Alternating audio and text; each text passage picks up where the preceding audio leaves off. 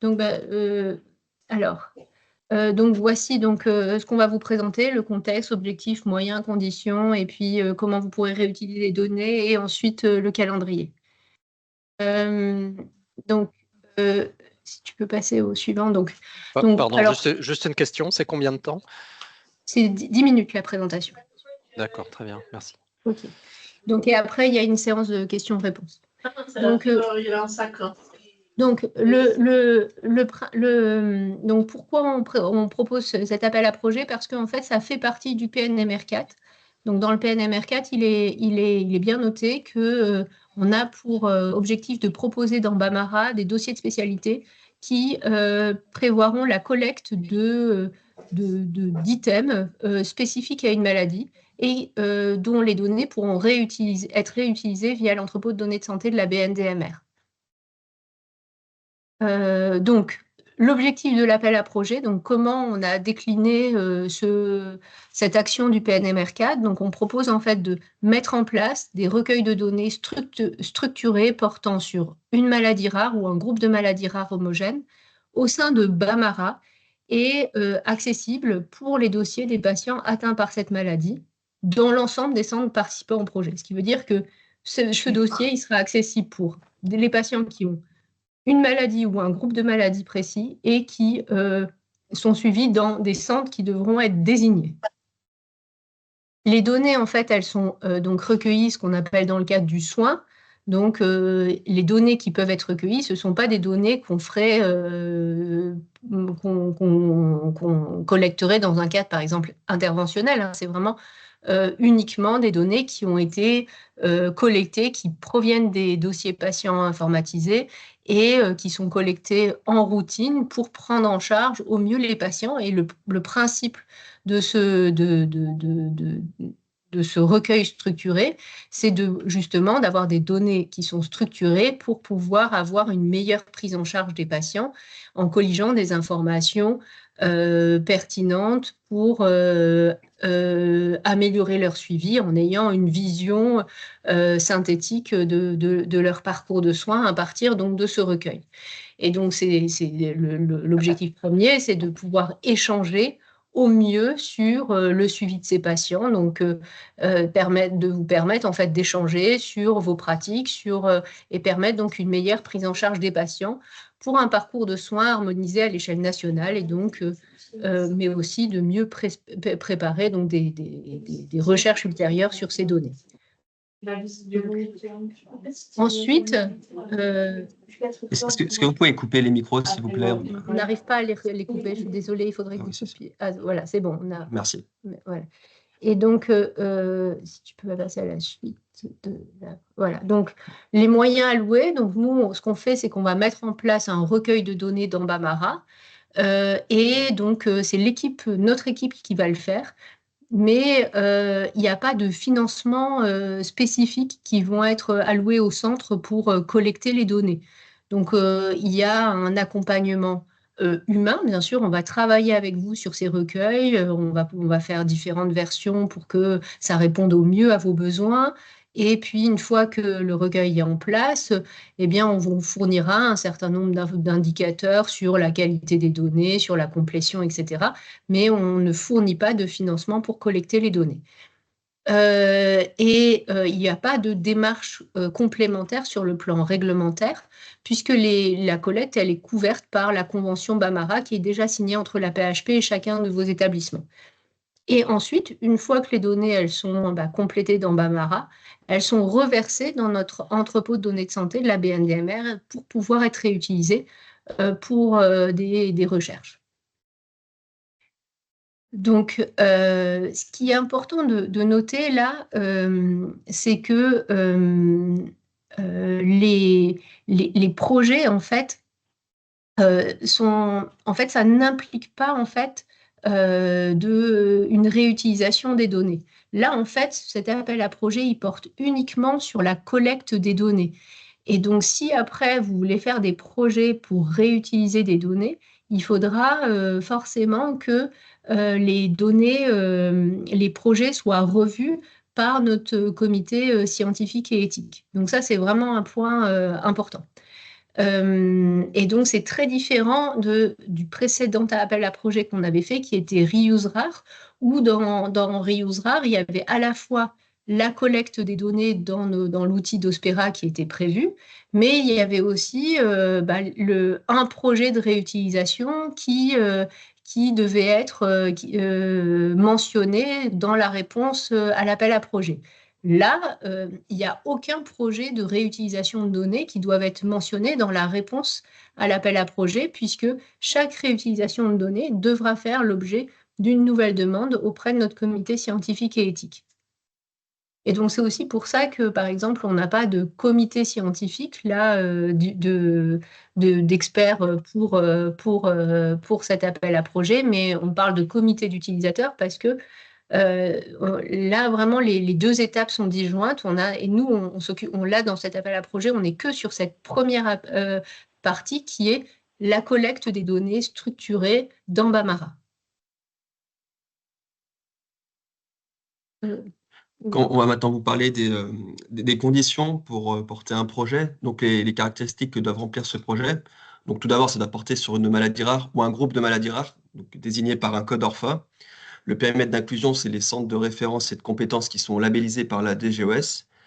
Les items doivent être alignés sur ceux du registre européen pour la maladie rare, s'il existe, bien sûr. Oui, alors peut-être que je peux rajouter un point là-dessus. Pour la plupart des maladies, il n'y a pas de registre européen, mais pour certaines maladies, vous savez, il y a des registres qui ont été mis en place par des ERN. Et quand c'est le cas, il faut normalement, c'est pas trop l'objet de l'appel à projet convergence, mais si vous êtes quand même intéressé pour déposer un projet convergence sur ces maladies qui ont déjà un registre européen, eh bien, il faut justifier le fait que vous avez besoin d'autres items que ceux du registre européen et que vous avez envie de collecter d'autres items. Donc, c'est possible, mais il faudra à la fois... donc, comme vous savez, il y a une autre mission de la BNDMR qui est de collecter les données pour les ERN. Et donc, bien sûr, les gens qui font partie les registres ERN qui sont aujourd'hui mis en place dans les DOSPERA, donc dans Bambara, ne font pas partie de l'appel à projet convergence. C'est une autre action. En fait. Dans les autres caractéristiques du projet, donc il faut que concernant la source des données qui sont collectées, elles doivent provenir du dossier patient. Donc ça peut être un compte-rendu médical, des observations médicales, paramédicales, des traitements médicamenteux. Et l'outil de recueil sera donc Bambara avec l'outil d'Ospera, qui sont donc les dossiers de spécialité que nous proposons dans Bambara. Concernant le portage des projets, donc, le Dospera doit être porté par un comité d'utilisateurs experts validés par la filière. Donc, s'il s'agit d'une maladie pour laquelle des centres appartenant à différentes filières sont concernés, l'avis de toutes les filières concernées est nécessaire, bien sûr. Et enfin, concernant le comité d'utilisateurs, les centres participants doivent s'engager à collecter au moins 80% des patients qui sont concernés par la pathologie et qui font l'objet du recueil de données à partir du moment où ils ont une nouvelle consultation.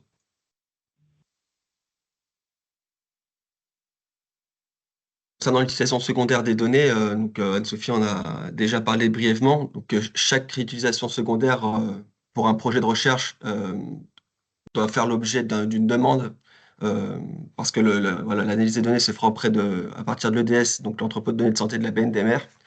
Donc la demande devra respecter les règles de gouvernance de la BNDMR, c'est-à-dire avoir un avis favorable au préalable du comité scientifique et éthique de la BNDMR, publier une note d'information sur le portail de transparence de la BNDMR et être conforme au référentiel MR004, que l'application de la charte de la BNDMR la charte s'applique, pardon.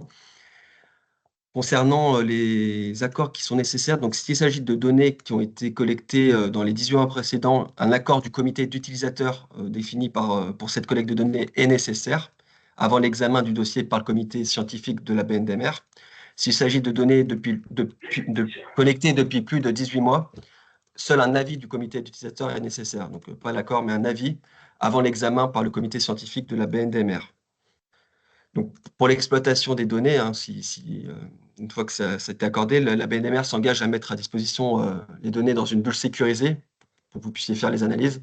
Et en plus de ça, toute demande d'analyse, de rapport, de tableau de bord sera accompagnée d'une évaluation budgétaire côté BNDMR si vous souhaitez que nous nous aidions pour faire ces analyses.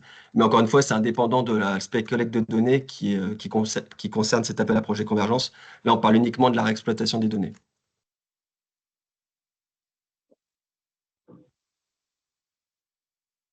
Concernant le dossier de candidature, donc on vous demande tout d'abord le contexte de cette collecte de données. Donc, pour que vous puissiez expliquer ce qu'apporterait cette nouvelle collecte de données pour le parcours de maladie rare du patient et pour l'amélioration de son suivi et le partage sur les expertises. Il faut bien sûr mentionner les pathologies concernées via les codes ORFA, et ainsi que les filières et les centres maladies rares qui sont concernés par cette collecte de données. On vous demande ensuite la liste des items du recueil de données, donc en précisant pour chaque item s'il est aligné sur celui du registre européen s'il existe, comme on l'a précisé précédemment. Donc on vous demande les libellés, les valeurs possibles de ces items, les éventuels référentiels et catalogues qui sont utilisés. Vous pouvez bien sûr joindre une annexe de ces items si vous avez un document annexe pour présenter ces items. Et bien sûr, elles ne doivent pas exister dans le set de données minimum. Donc, comme vous le savez, il y a un set de données minimum qui est récolté en routine dans les centres. On vous demandera d'être vigilant à ne pas faire de doublons avec les items qui existent. Et enfin, on vous demande si vous souhaitez appliquer une période d'embargo éventuelle pour la réutilisation par les industriels de ces données, car, comme on l'a précisé, ces données seront versées dans l'entrepôt de données de santé BNDMR. Donc, toute réexploitation est possible, mais vous pouvez définir une période d'embargo pour la réutilisation par les industriels.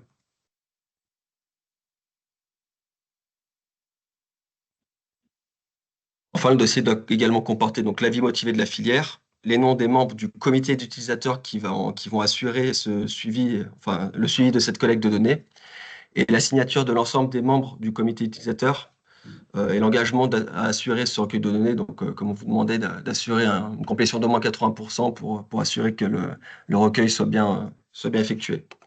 Et on vous rappelle qu'aucun financement et aucune ressource spécifique n'est apportée par cet appel à projet, hormis la mise à disposition de ce recueil de données, et donc tout l'accompagnement bien sûr nécessaire pour le configurer et le mettre en place dans Bambara.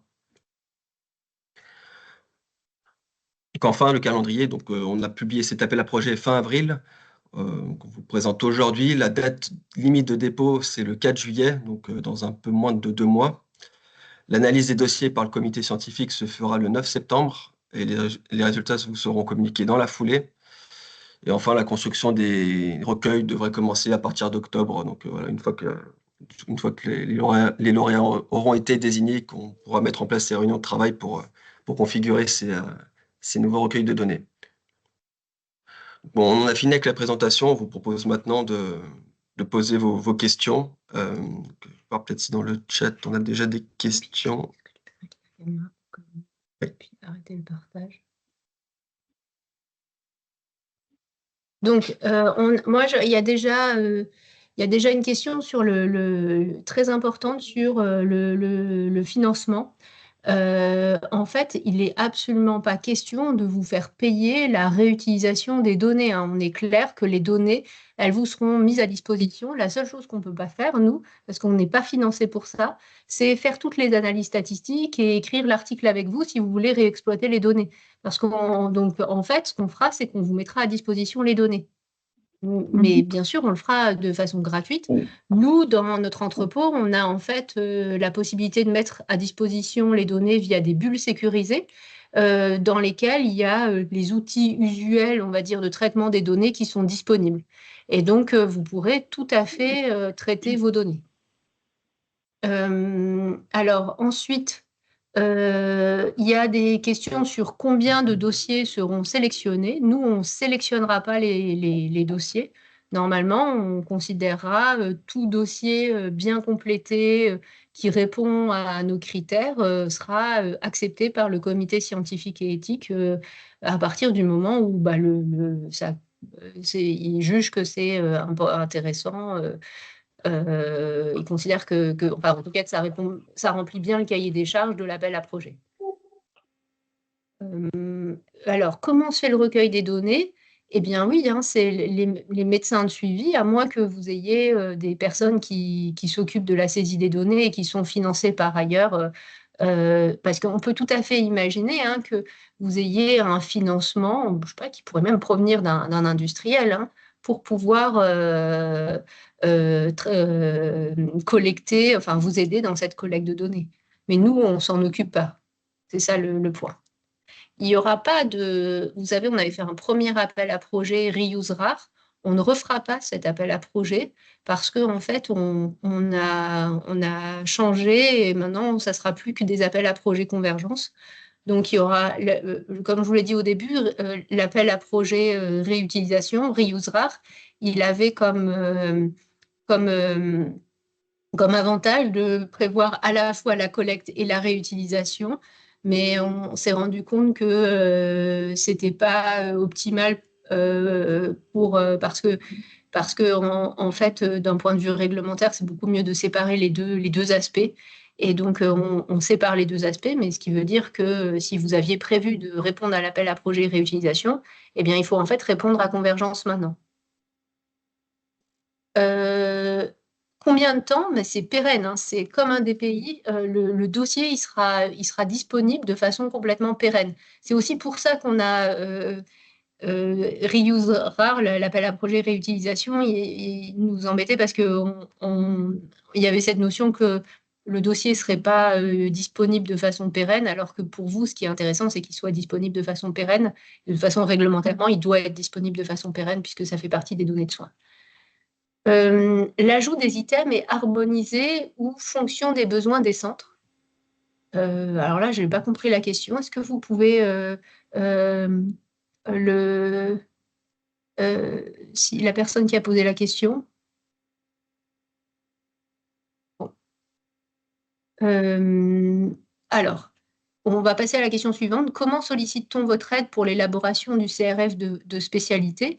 Eh bien, il faut nous dire que vous avez envie de répondre à cet appel à projet et puis nous, on organisera des réunions pour vous expliquer un peu comment on peut élaborer ce CRF de spécialité. On vous montrera des exemples de CRF qu'on a déjà réalisés dans le cadre de nos précédents projets pour que vous ayez une bonne idée de ce qui peut être fait.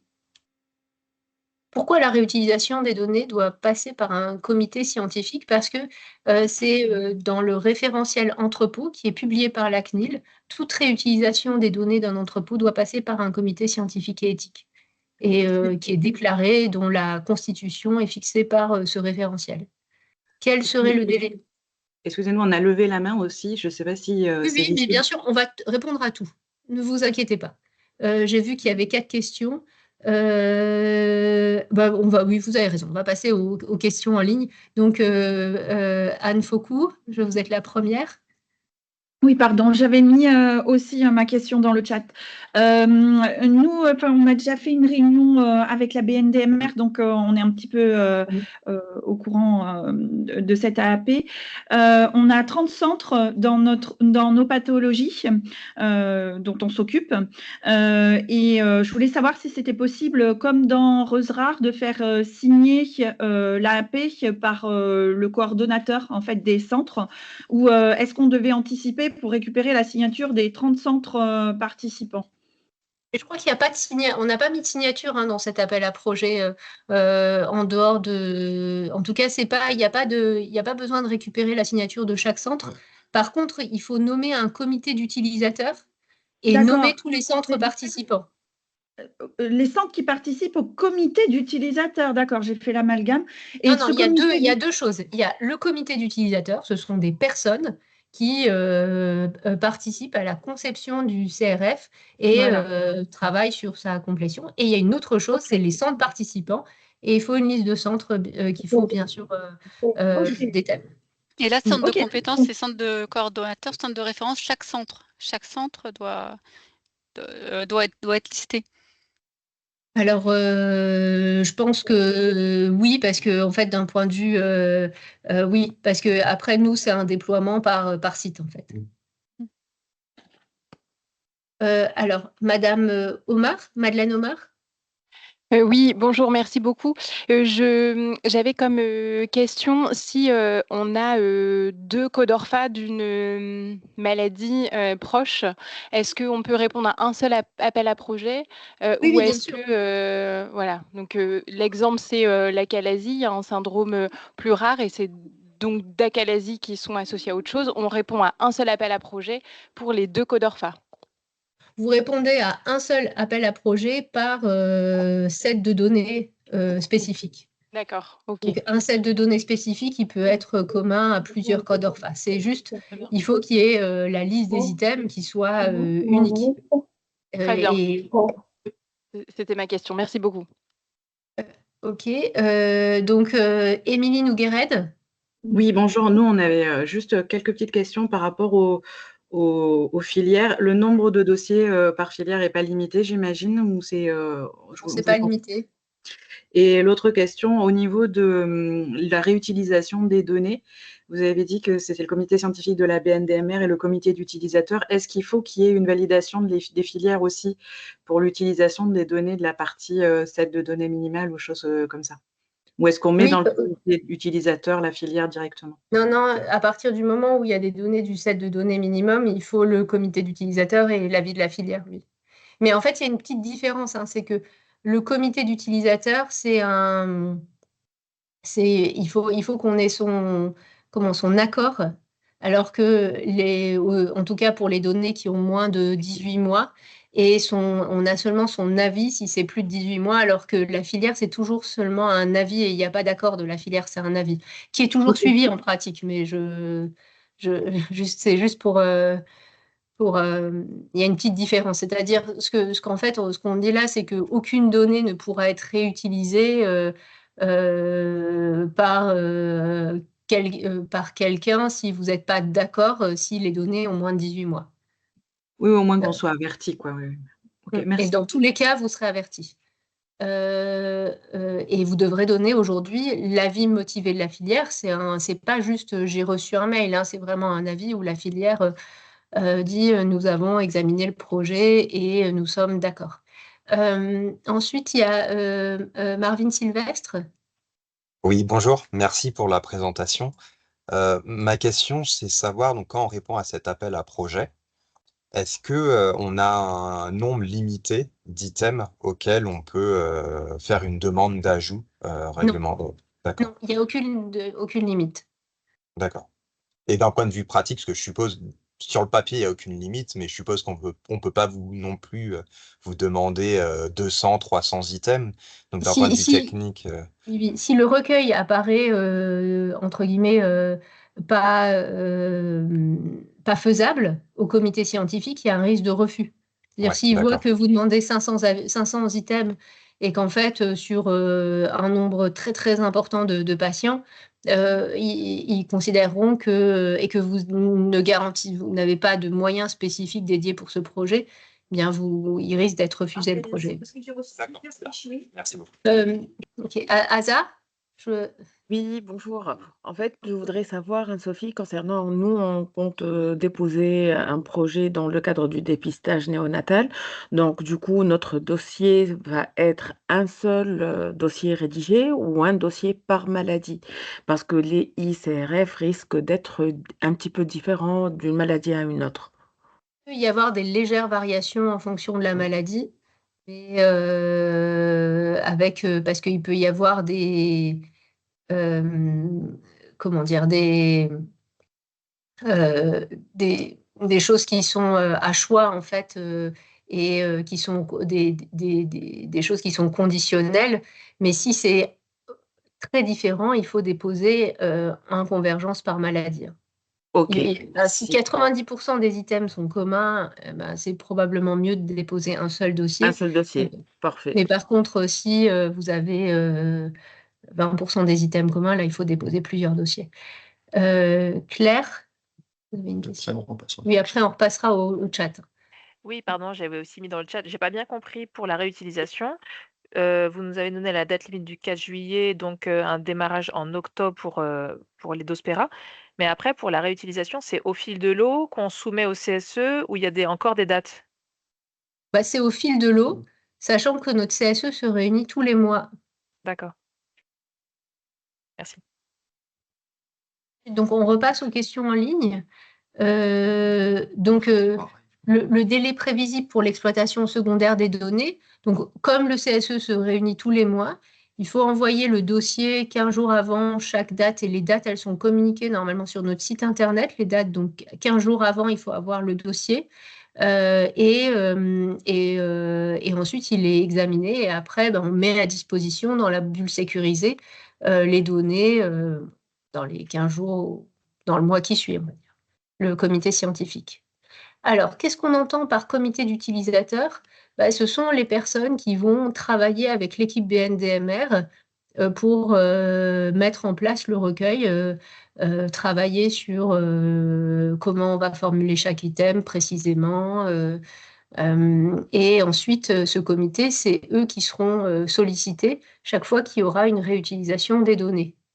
Donc, en gros, c'est les gens qui seront vraiment impliqués dans le suivi. C'est aussi les personnes auxquelles on enverra les données concernant la qualité des données, la complétude, je crois qu'on avait dit tous les mois. On n'a pas encore défini. On n'avait pas défini, à définir avec le porteur. Et donc ça, c'est le rôle exact du comité. Il n'est pas possible de répondre à cet appel à projet pour une thématique.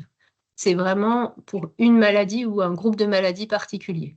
C'est une limitation technique, c'est-à-dire que le dossier de spécialité, il va s'afficher pour une combinaison code ORFA centre. Et donc, nous, on a besoin d'avoir une liste de centres et une liste de code ORFA définie. Pourra-t-on utiliser ce Dospera pour l'interop dans les dossiers patients informatisés? Non, ce n'est pas prévu. Parce que c'est trop compliqué de travailler avec les différents éditeurs de logiciels. C'est quelque chose qui est vraiment qui est beaucoup trop complexe. Ensuite, après ça, c'était déjà fait. Quel type de document pourra être mis dans le dossier de spécialité? On ne sait faire que des ICRF, c'est-à-dire on peut mettre un peu de texte libre, mais même pas des comptes rendus. Donc, les types de documents, nous, dans notre entrepôt, pour le moment, on va faire une demande, mais on n'a pas encore le droit de stocker des comptes rendus, même anonymisés. Et donc, non, il n'y a ni compte rendu, ni image, c'est vraiment un ICRF. Comment les dossiers, comme les dossiers sont pérennes, sera-t-il possible de modifier une fois qu'ils auront été mis? Oui, ça sera possible de faire des modifications. Oui. Et effectivement, il y a un engagement pour que... oui, alors ça, c'est quelque chose de très important. C'est que peut-être que Sophie, comme vous faites partie de notre comité scientifique, peut-être que vous voulez dire un mot. Non, moi je voulais rebondir sur la question d'avant, mais j'attends la fin pour voir si personne ne pose la question. Non, c'était l'interopérabilité, c'était pas par rapport au DPI. Je vois que la question est posée dans le chat. C'est est-ce qu'on peut faire un Dospera dans l'idée qu'un jour, avec évidemment dans une autre démarche, on pourra s'en resservir pour de l'interopérabilité européenne, pour un registre qui n'existerait pas encore. Bien sûr, oui. Donc, si on va dans cette démarche, on a tout à fait intérêt à répondre à l'appel à projet, même si je n'ai pas bien compris l'overlap avec Jardin, mais j'imagine que quand même, forcément, il y en aura, parce que il n'y a pas 36 Dospera, quoi. Jardin, ça concerne uniquement les registres qui sont pour le moment déjà en place. Et donc, les ERN, enfin les registres ERN qui sont déjà en place. Et donc, là, pour le coup, nous, dans notre feuille de route, on a les moyens de mettre en place les Dospera pour les différents ERN qui en font la demande, et notamment pour ceux qui sont dans le périmètre du projet Jardin.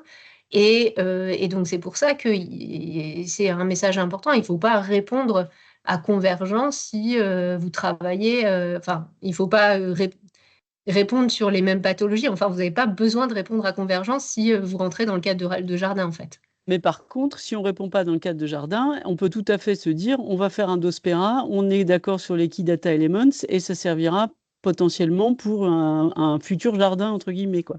Exactement, mais si l'ERN existe déjà et que le registre européen existe, si le registre européen existe déjà, là, on rentre Ok, dans un d'accord. autre, dans autre chose et on n'a pas besoin de répondre à Convergence. C'était une lettre qu'on avait envoyée aux filières Oui, il y a un petit moment pour leur dire s'ils veulent passer par Dospera pour les ERN. Et ça, c'est autre chose et mais il n'y a pas besoin de répondre.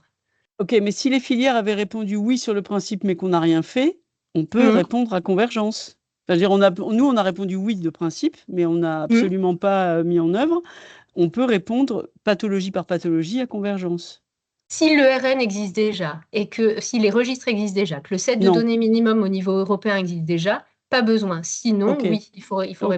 Oui. Ok, c'est plus clair. Et j'ai une dernière question. L'histoire des 18 mois, je vois pas comment ça peut s'appliquer puisqu'on on va être pérenne et qu'on rentrera des données. Enfin, je vois pas bien à quel moment vous allez mettre le cut-off des 18 mois.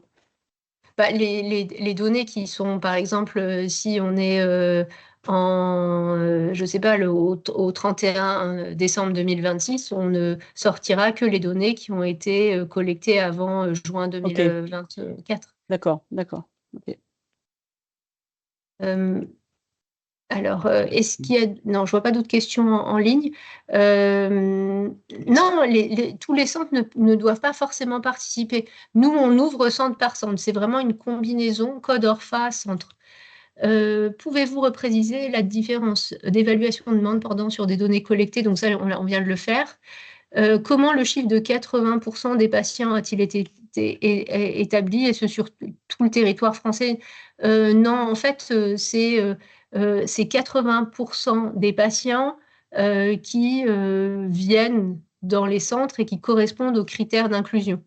C'est-à-dire que si vous rentrez des activités pour des patients qui rentrent dans les critères d'inclusion de votre Dospera, et que pour ces patients pour lesquels normalement le dossier s'affiche, vous ne remplissez pas pour au moins 80%, ben, c'est ça qu'on retient en fait. L'idée, c'est de remplir pour au moins 80% des patients qui viennent en centre et dont les données s'affichent. Donc, c'est pas du tout, c'est pas l'historique de tous les patients dont les données ont déjà été collectées. C'est vraiment que les patients qui viennent dans les centres. Alors, ainsi, l'exploitation des données pourra se faire au niveau d'un centre de référence compétences, mais si on veut compiler les données à l'échelle de tous les centres qui auront parti, il faudra faire la démarche. C'est exactement ça. C'est-à-dire que la question qui est posée, c'est ainsi l'exploitation des données pourra se faire au niveau d'un centre de référence ou de compétences d'un lieu donné. Mais si on veut compiler les données à l'échelle de tous les centres qui auront participé, il faudra faire la démarche de passer devant le comité scientifique et éthique. C'est comme les données dans Bamara, vous pourrez exporter centre par centre les données. Mais par contre, si vous voulez les exploiter globalement, il faut passer par notre entrepôt. Alors, il y a une question de Monsieur Lefteriotis. Oui, bonjour, merci. Moi, j'ai une question. Donc, vous demandez que tous les centres donnent leur accord pour participer. Moi, j'ai le problème d'une maladie dans laquelle je trouve des malades dans des centres, puisque j'ai fait une recherche au niveau national. J'ai trouvé des patients de la maladie qui m'intéresse dans des centres qui n'ont rien à voir avec ma filière ou d'autres filières que je connais. Vous ne pensez pas que c'est un peu trop restrictif? Parce que ces patients, en fait, ils vont aller dans des centres soit par erreur d'adressage, soit parce que c'était le centre le plus proche qui pouvait les prendre en charge pour une partie de leur maladie. Et donc, on risque de perdre des informations sur ces patients-là, alors qu'on n'avait pas prévu qu'ils iraient dans ce centre initialement. Moi, j'ai été surpris de trouver des malades dans des filières auxquelles je ne m'attendais pas. Donc, est-ce que ça ne serait pas plus logique de demander simplement si toutes les filières sont OK pour que le code ORFA déclenche l'apparition du document de spécialité et que, si c'est possible, à ce moment-là, par n'importe quel endroit où le patient va rentrer, on puisse avoir des informations. Parce que sinon, on perd de la donnée au niveau national, là. En fait, ça n'a pas été conçu comme ça. on va revenir vers vous. Je comprends tout à fait votre question, mais je n'ai pas la réponse aujourd'hui. Je vous la pose parce que moi, franchement, je vais vous dire, c'est un des gros problèmes. Je sais qu'il y a, j'ai identifié 600 patients en France qui sont atteints de la maladie, ce qui est très inférieur au nombre attendu, puisqu'on devrait avoir 3000 patients atteints de la maladie. Donc, il y a un gros problème de recrutement. Et la deuxième chose, c'est que quand il faut courir après les centres pour savoir où se trouve le patient et essayer de le repérer pour pouvoir, je dirais, lui porter secours, puisque c'est notre rôle, et bien là, en fait, on est en difficulté. Et donc, si moi, je projette l'idée de dire je vais demander au centre, maintenant, j'en sais un peu mieux, puisque j'ai quand même des résultats qui m'ont été donnés, si vous voulez. Mais je pense que c'est quand même très limitant. Enfin, c'est mon point de vue. Je ne parle pas de maladies qui sont très spécifiques d'un centre, qui sont uniquement suivies par une filière, mais il y a des maladies qui sont transfilières, hein. Je comprends bien le point, mais c'est vrai que le risque qu'on voit, nous, c'est que les dossiers de spécialité, quand ils sont conçus par quelqu'un pour lequel, en fait, et que c'est quelqu'un d'autre qui le remplit sans aucune formation, ça peut donner des données qui ne sont pas de très bonne qualité. Donc ça, c'était une limite qu'on voyait. Après, c'est vrai que le plus simple, c'est qu'il vous l'adresse, qu'il l'adresse au centre qui est effectivement spécialiste de la maladie. Et effectivement, en pratique, souvent, ce n'est pas possible parce que le centre est loin et le patient n'a pas envie d'y aller. Donc, on va réfléchir, mais je pense que ça pourrait... ce qu'on pourrait offrir, c'est la possibilité d'avoir non pas une combinaison code-orpha-centre, mais qu'une rentrée code-orpha. À voir, et l'autre possibilité, c'est de l'ouvrir dans les centres qui recrutent le plus de patients, en se disant que vous ne serez pas exhaustif, mais au moins vous aurez des centres qui sont impliqués dans le recueil et qui travaillent avec vous et qui peuvent bien comprendre comment remplir ce recueil.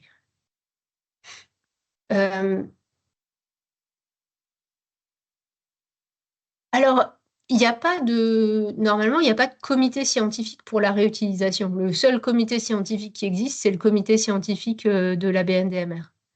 Et il y avait la question qui était, est-ce pertinent que le comité d'utilisateurs soit le même que le futur comité scientifique pour la réutilisation? Il n'y a pas de comité scientifique pour la réutilisation.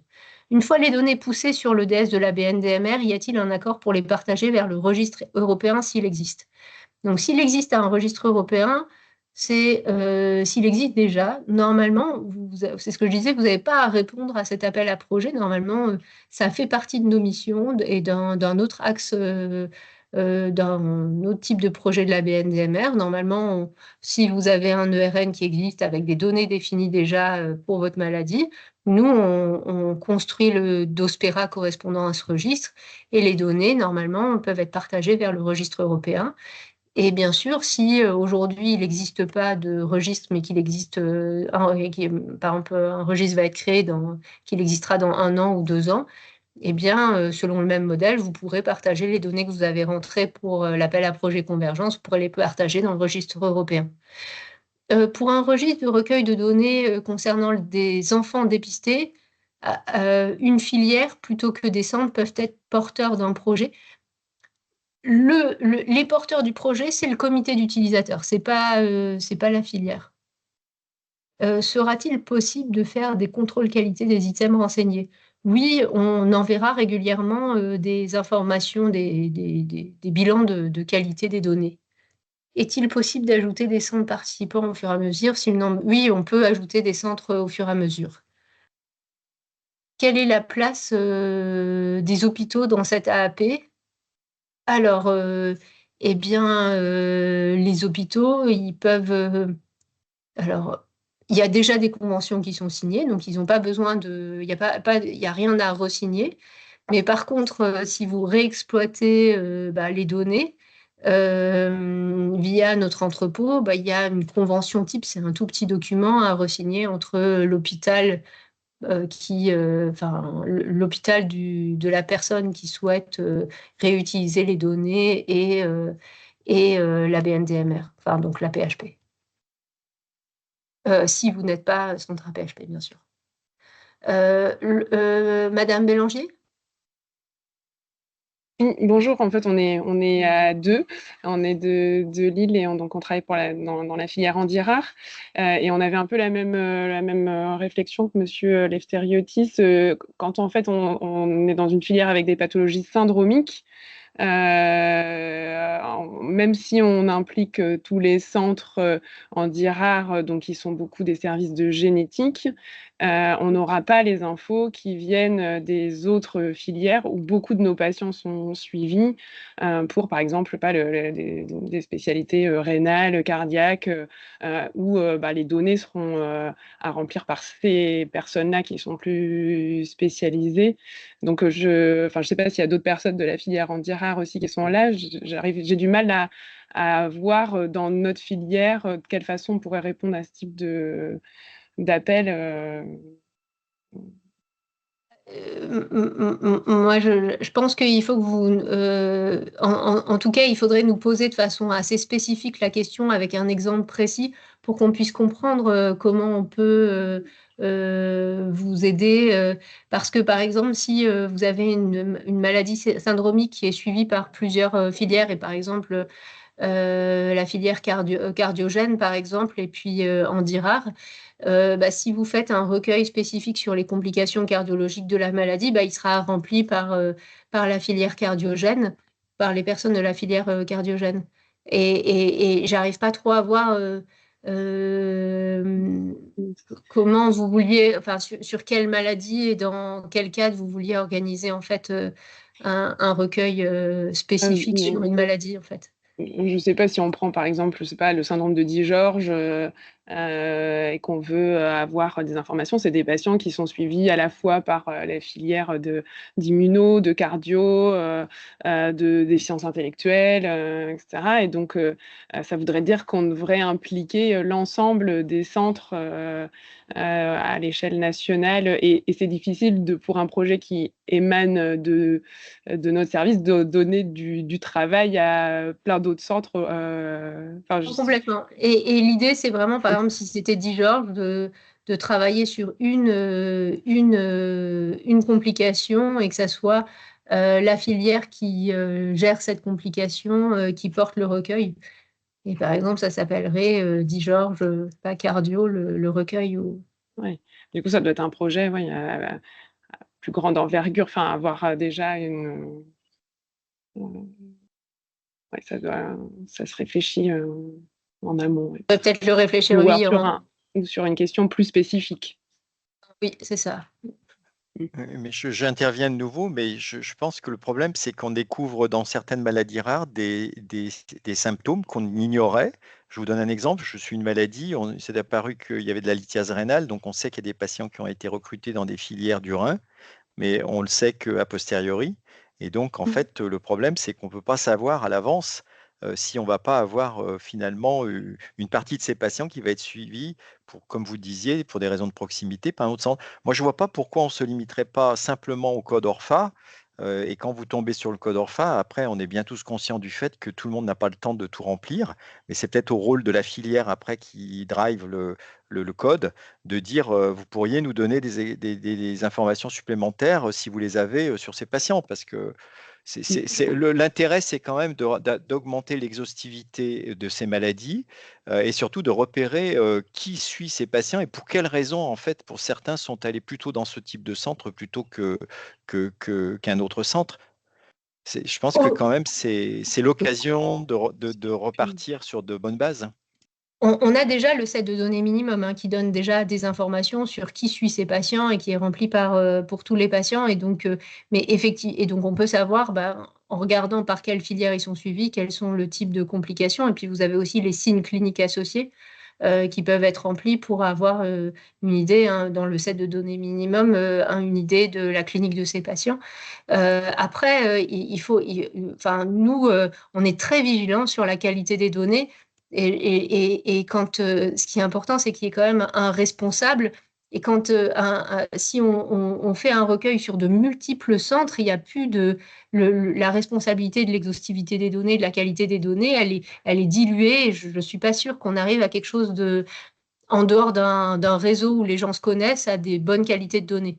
Après, à rediscuter, en tout cas techniquement, on vous répondra à la question si c'est possible ou pas.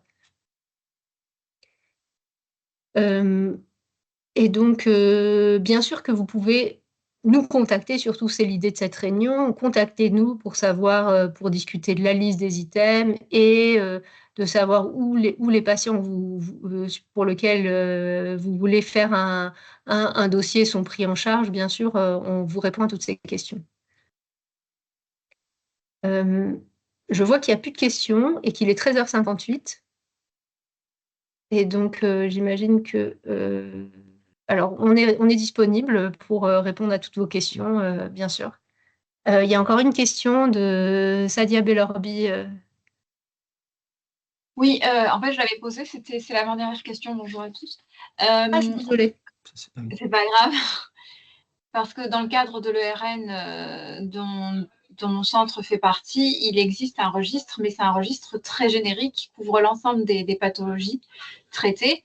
Et nous, on voudrait faire une demande pour une pathologie en particulier, donc avec donc des items très spécifiques à la maladie.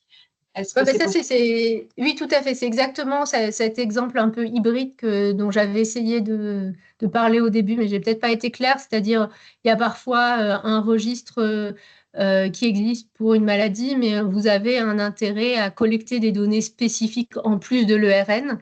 Et là, dans ce cas-là, il faut répondre effectivement à convergence. Très bien. Merci. Donc, je pense que c'est bon, on n'a plus de questions. C'était juste pour vous remontrer où retrouver tous les documents de cadrage, les documents de candidature sur notre site web, même si voilà, on l'a déjà rappelé dans les mails. Donc, on va vous repartager l'écran très rapidement. Donc, quand vous êtes sur le site web de la BNDMR, que vous avez un onglet « Le projet, les données collectées ». Vous voyez bien? Oui, ok. Oui. Et tout en bas, vous avez « Dossier de spécialité maladie rare d'Ospera » et vous avez l'appel convergence. Donc, vous cliquez dessus et vous retombez sur la page avec le résumé, le document de cadrage complet que vous pouvez télécharger en PDF, le rappel du calendrier de l'appel à projet et le document de candidature, donc le document Word que j'affiche également à l'écran. Donc c'est le document pour que vous puissiez candidater où on vous demande les différents éléments et avec l'adresse mail à laquelle l'envoyer, donc c'est analyse.bndmr@php.fr. Donc voilà, tout cela est rappelé dans les documents. Et on mettra à disposition, bien sûr, les diapositives qu'on vient de vous projeter et le replay de cette réunion. Et on y ajoutera toutes les questions que vous avez posées et on y répondra dans le diaporama. Et si on a des questions à l'avenir, ce sera aussi à cette adresse Oui, tout à fait. Merci beaucoup. Tout à fait. Merci beaucoup. Bon après-midi. Au revoir. Merci vous également. Au revoir. Merci, au revoir. Merci.